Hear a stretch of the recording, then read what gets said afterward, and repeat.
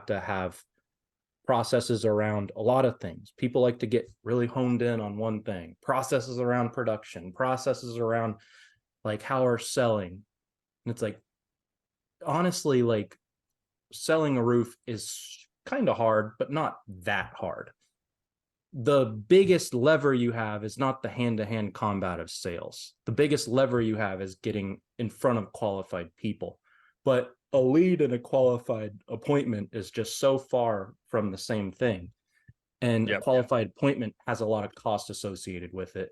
And the cost can be either front-loaded by building a solid process. It can be in real time by spending a bunch of time just to generate that qualified appointment, or it's money. I'm glad you said that. We talked about this last week, I think, AJ, about qualification of leads and niching down into your services. And I'll just say it again, like you need to niche down to one or two things, maybe three, but every single thing, every service that you offer has a complete different set of processes. It can have different sets of crews, sales tactics. Like there's all kinds of things that make it difficult to sell multiple different things. And the reason I bring that up is because you mentioned in your letter getting those leads, those 12 leads. You said, well, it's like roofing, repair, siding. Like we don't want those. It does not help a roofing company get those other types of leads. I don't care if your guys say But they it can do it. increases your cost per appointment to niche down. So I'm not saying no, but I I am get it. saying that makes the economics even more important to understand and to respect and to react to, or ideally be proactive about, because you're listening to this and you're a smart roofing business owner. That's right. I would say I'm going to give it an actual, I think my opinion really will stay this way because I've done everything. I've literally started my business. It was Delaria Roofing and Renovation. I was doing kitchen remodels. I was doing windows. We're painting. We're residing the entire house.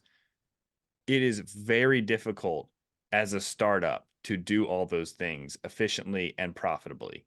It's very, very difficult. There are certain people that can do it, have the right partnerships with the right crews and the right marketing, and they have a stack of cash to run all those campaigns. But in general, for most people, you should pick a trade and sell that service. It's not for everybody. I know there's a lot of people that are successful with doing multiple things, but I'm just telling you, for It's people harder that I to encounter, grow that. Like those are one-man shows a lot of the time that are able to peel off 2 or 3 million with them and a small team, which is great. And I don't think there's anything wrong with it, but no offense, like those are the people that are like kind of like the contractor that's addicted to the chaos, which is fine. Like we're all business owners, but like you have chaos that you don't need to have. You're having more trouble growing and scaling than you need to have. And it's not wrong. There's no wrong way, but if you're complaining, then it's wrong. Like if you're complaining, this is like they're complaining about time, energy, or money. They're complaining about time, energy, or money. It's very likely one of those three things are happening, or all of them. So just a clear example: while you're up there on the roof, or while you're here, do this. That's you're feeding into that customer mentality. It's like, hey, you're here, you should give me a discount on the next. I know you gave me a proposal. If you magically actually did that, gave a proposal for roofing, painting, windows, all those things. The customer is going to expect a discount because while you're here, and then you're like, well, I want the job, so I'm going to give a discount, even though the costs are still the same. Your acquisition cost has drastically reduced, but your profitability has drastically reduced as well.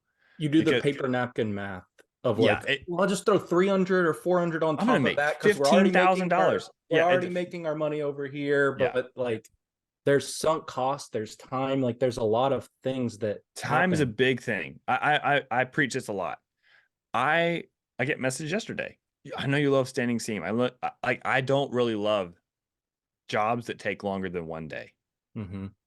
Customers don't like it, and it's way less profitable. There's more things to come up with that are wrong with the job. Like we should be shooting for jobs that take one day. There are window guys who can replace 50 windows in a day. They have a crew. They can make it. They can do it exactly right. They go and replace 50 windows in a day. I've seen it happen. 2-man crew did it, and it was awesome. Great work. Whatever trade you're selling, you should be doing that. Your goal should be 1-day jobs. There's a really popular franchise in the Northeast called 1-Day Bathroom. Yeah. And yeah, something like that. I know what you're it talking is about. unbelievably hundreds of millions of dollars. They've come down south too. I'm just telling you, like, they have it right. They're preaching what I'm saying. Pick a trade, maybe 2, and try to do it all in 1 day.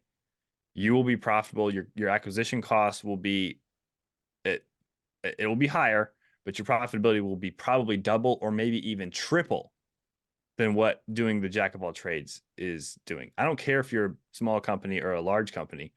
Really look at your numbers and see the actual profit at the end of those jobs. I mean, we just did a $57,000 standing seam roof. That sounds great. And it was almost $18,000 of profit. It took us 6 days. So it's $3,000 a day of gross profit. That's not good. That's not. The customer fortunately was out of town, but they don't.